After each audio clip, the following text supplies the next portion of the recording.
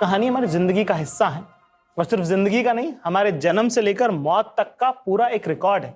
और ये सिर्फ आपका नहीं, इंसानी इतिहास का रिकॉर्ड है।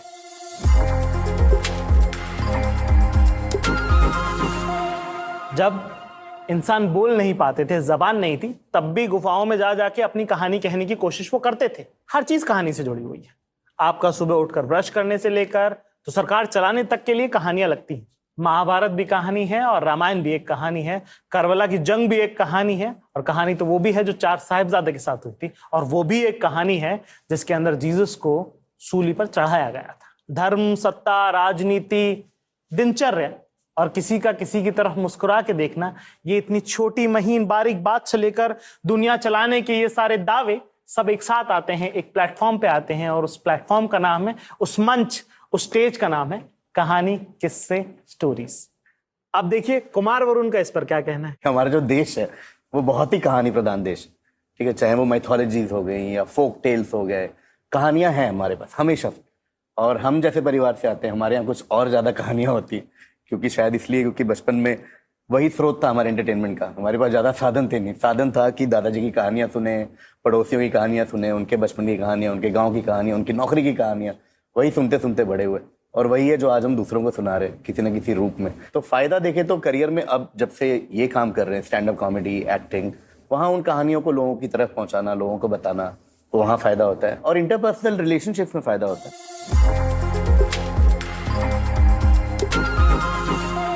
तो कहानी हमने समझ ली कि कहानियां क्या होती हैं और उनका क्या इंपॉर्टेंस है हमारी रोजमर्रा की जिंदगी में, और कैसे वो हमारी रगों में दौड़ती हैं, बहती हैं। दूसरी बात ये कि मुझे आपको बताना है कि आप खुद भी एक स्टोरी टेलर हैं। आप अच्छा बोलते नहीं होंगे, बोल नहीं पाते होंगे, पर आप स्टोरी टेलर जरूर हैं, क्योंकि आपके पास कहानी तो है ना। कहानी जब पहली बार आपको मोहब्बत हुई, उसकी कहानी। कहानी जब पहली बार किसी ने आपकी तरफ मुस्कुरा के देखा, उसकी कहानी। कहानी पहली जीत की, कहानी उस हार की जो आप हारना नहीं चाहते थे, कहानी उस जीत की जो आपको लगा कि कभी आप जीतोगे ही नहीं। ये सब कहानियां सुनानी है ना, तो वो आप और मैं मिलकर सीखेंगे। तो सबसे पहली बात मैं आपको समझा दूं कि आज हम बनना क्या चाह रहे हैं। हम शाहरुख खान नहीं बनना चाह रहे, हम सलमान खान नहीं बनना चाह रहे। हम बनना चाह रहे हैं कि एक अच्छा बात करने वाला, लच्छेदार किस्से सुनाने वाला इंसान, जो कि मुझे पूरा यकीन है कि ये कोर्स जब आप पूरा देखेंगे तो आप बनेंगे जरूर।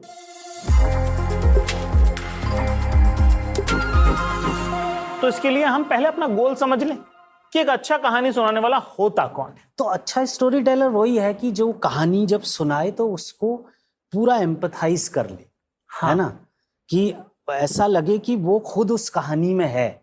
एक अच्छा स्टोरी टेलर जब बताता है तो लगता है कि अरे हाँ, इसके साथ हुआ है ये। आपके जो किस्से हैं, जैसे हाँ। वो मुझे इतना पसंद है कि लड़की ने बोला कि आप उधर बैठ जाएंगे और उसको ना सुनने की आदत थी। हाँ।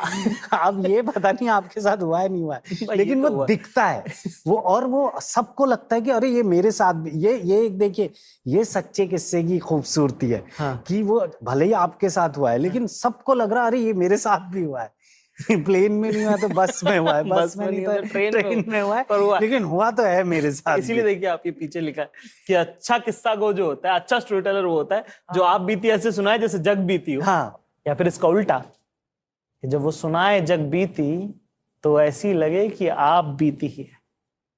कि जब वो कोई किस्सा सुनाए कि एक बार पता है क्या हुआ, जब इंडिया वर्ल्ड कप जीती, अब इंडिया तो वर्ल्ड कप जीती थी ना 2011 में, सब लोग सड़क पे थे।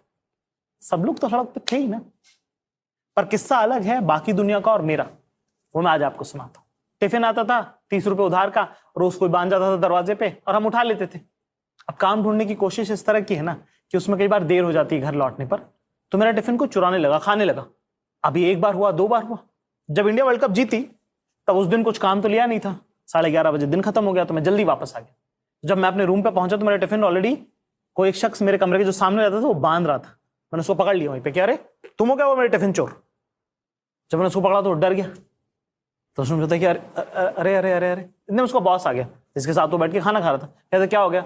मैंने कहा मेरा खाना खाया इसने, मुझे खाना चाहिए। अब 30 रुपए का टिफिन है, 30 रुपए का इस वक्त 11:30 बजे रात को दिल्ली में तो कोई खाना नहीं मिल रहा।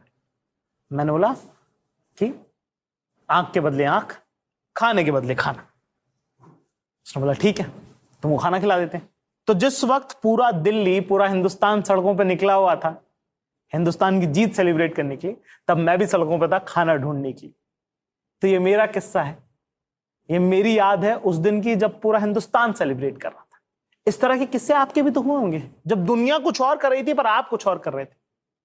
अच्छा स्टोरी टेलर, अच्छा कहानी सुनाने वाला, इसी कहानी को मैं आपको और तफसील से भी बता सकता था। इसी कहानी को मैं और आपको गमगीन तरीके से बता सकता था कि मुझे कितनी भूख लगी थी, उस पर कौन सी बात में मैं कितना स्ट्रेस देता। मैं आपको ऐसे बता सकता कि जब सब लोग सेलिब्रेट कर रहे थे तब मेरी आंखें भूख से, गुस्से से लाल थी क्योंकि मेरा टिफिन किसी ने खा लिया, मैं चोरी का शिकार हुआ उस दिन। या मैं इसको ऐसे बता सकता था कि यार मैं तो खाना खा के आया था, मुझे फर्क नहीं पड़ा, पर मुझे ये 2 शराबी लोग मिले जिनका तफरी लेने का मेरा मन कर गया। कहानी सुनाने वाला तय करेगा कि उसका क्या मिजान होगा, क्या मूड होगा, क्या अंदाज होगा।